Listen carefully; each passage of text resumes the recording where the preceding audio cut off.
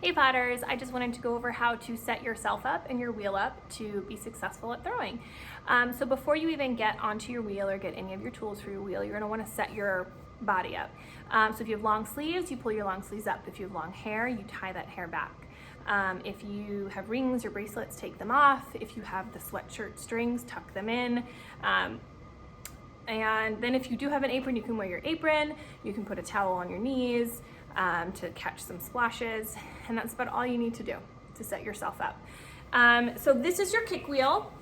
And at your kick wheel, you should have a bucket. You should have a half round sponge. You should have a needle tool. You should have this wooden tool.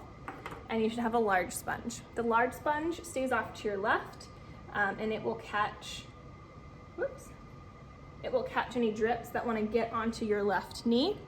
And then I always have my bucket on my right side, and your bucket you want to fill up halfway to 3/4 full of water. The wheel itself, you have your wheel table where you have all your stuff. You have your wheel head.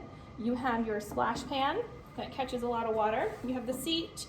You have the foot rails along the bottom, on the sides, and then you have your kicking stone. To get on your wheel, you don't want to step on the kicking stone because obviously it turns. We're going to want to step on the foot rails, and I always step on one side and then I just lift my leg and I step onto the other and then I sit down.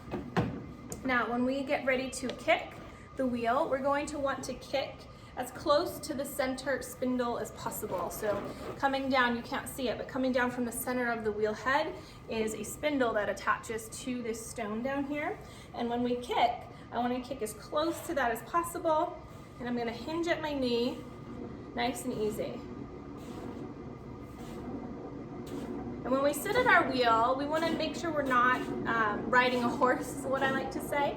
Sometimes people get on the wheel and they feel like they need to hold on with their knees. Don't hold on with your knees, just relax your knees off to the sides.